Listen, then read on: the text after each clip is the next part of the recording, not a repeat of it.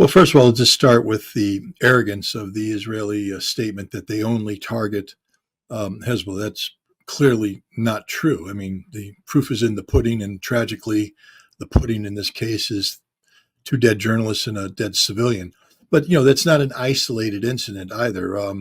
It's repeated over and over and over again as Israel lashes out in blind fury at targets in Lebanon because Hezbollah is striking almost exclusively military targets in Israel with great effect, causing damage and significant casualties.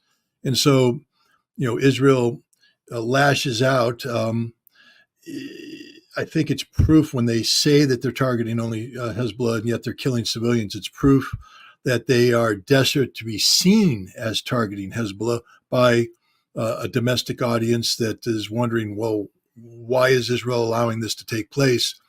And they're choosing to hit things and then call it a Hezbollah target later. We saw this in many previous wars. I mean, in Vietnam, the United States used to kill civilians, then plant weapons and call them Viet Cong. So, this is a trend. I think the reality is, though, that neither Israel nor Hezbollah want this ongoing tension to explode into an all-out war.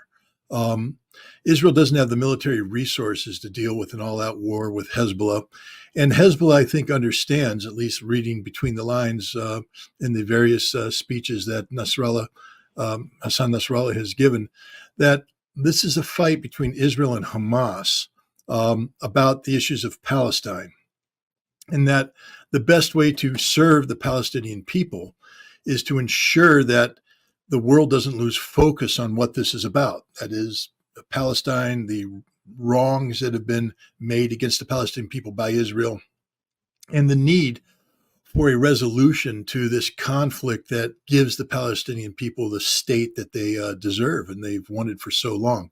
If this war expands to be a war between Hezbollah and Israel, people won't be talking about Palestine as much. It'll become about a different problem set, one that probably includes Iran, given the connectivity between Hezbollah and Iran. So I believe that both Israel and Hezbollah are playing a very dangerous game of managed escalation, where they're going to allow each side to strike them to a certain degree, but never allow it to blow out of control. That doesn't do the two journalists who were killed or the civilian that killed any good. They died, and they died because Israel bombed them and because Israel isn't discerning in picking their targets. We see that in Gaza with the amount of death and destruction that's taking place there as Israel seeks to punish collectively the Palestinian people for what they, for the crimes or the acts committed by Hamas. Now, you said, what was the role of the United States in all this? The United States is in a very difficult position right now because historically we have backed Israel unequivocally.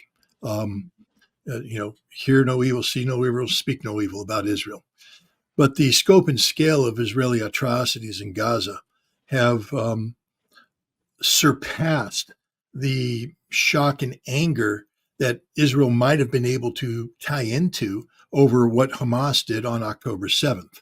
I think people now are viewing Israel, rightfully so, in my opinion, as the wrongdoer here, that the Palestinian people are the victims, and international opinion has turned against Israel. America is therefore put in a very difficult position because we need the world. We can't walk away from the world, and yet ambassador after ambassador after ambassador is sending cables to Tony Blinken saying we've lost the Arab street, we've lost the Arab world because of this Israeli problem. And so I think the United States is joining Israel and Hezbollah and Iran in trying to ensure that this war does not escalate further. And then they're also in the business of publicly advocating for Israel, but privately advocating against Israel, putting pressure on Israel to do things that they otherwise might not agree to. And I think we see that right now playing out.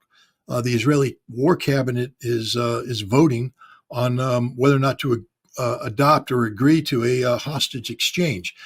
If you listen to the words of the Israeli war cabinet, the members of the war cabinet leading up to this moment, they were all saying, we will never consider this. Impossible. We won't. There's no ceasefire. And yet they're doing it. Why? They're being pressured. Why? Because they're not winning. And that's the reality. Israel isn't winning this conflict. Well, first of all, let's start off with the good news. And the good news is that people who have been unjustly held prisoner, both by Hamas and by Israel, will hopefully be released and be able to join up with their families. So that's the good news. And as somebody who cares about humanity and people, we should always be happy about that outcome. But then we have to reflect on the fact that, first of all, from a doctrinal standpoint, Israel did not ever want to be in this position. That's why they adopted something called the Hannibal Directive, which basically tells the Israeli Defense Force to kill soldiers that have been captured by Hamas or Hezbollah, so that they can't be used as leverage against Israel, as these 200 plus hostages are being used right now. The Hannibal Directive has led to the deaths of several hostages currently being held by Hamas. It was behind some of the deaths, many of the deaths. Some people even say the majority of the deaths that were suffered on October 7th as Israeli forces closed with the various kibbutzes that were being occupied by Hamas, who were holding hostages, and Israeli tanks fired on buildings, killing both Hamas fighters and the hostages. So Israel never wanted to be in this position. Hamas, on the other hand, made it one of their main objectives to take hostages for the express purpose of exchanging them for the prisoners being held. So this is a huge victory for Hamas. This is one of the major objectives they set out in the Al-Aqsa flood operation, to capture Israelis, bring them back, hold them, and then exchange them for a release of Palestinian prisoners who otherwise Israel had no intention of releasing. It's not just the prisoner release, but Hamas has also, it appears, been able to negotiate a 5-day ceasefire. And remember, the Israelis have said, we will never agree to a ceasefire. A ceasefire is a victory for Hamas. I think they said it all. A ceasefire is a victory for Hamas. Hamas, look, this war is a tragedy. Ideally, it should never have been fought. But we have to understand that it was not an act of terrorism, that Hamas was carrying out political objectives using military means. War is an extension of politics by other means. Clausewitz said that, and every practitioner of the military art understands that. And Hamas's military or political objectives were to get the world to talk about a Palestinian state. That's happening. To exchange their hostages for the prisoners held by Israel. That appears to be happening. And to get the Islamic world mobilized over the ongoing desecration of the Al-Aqsa Mosque, the third holiest shrine in Islam, by Israel. That's happening. I mean, we can spin it any way you want. And I think at this moment in time, it's probably best for people who are in a position of power not to overplay this reality because of the need to keep Israel at the negotiating table and not humiliate them. But the reality is, Israel wouldn't be making these concessions if they were winning. Israel's losing. Israel is having difficulty. And Israel is therefore susceptible to pressure from outside parties to agree to things they otherwise would not agree to, like prisoner swaps, ceasefires, and things of that nature.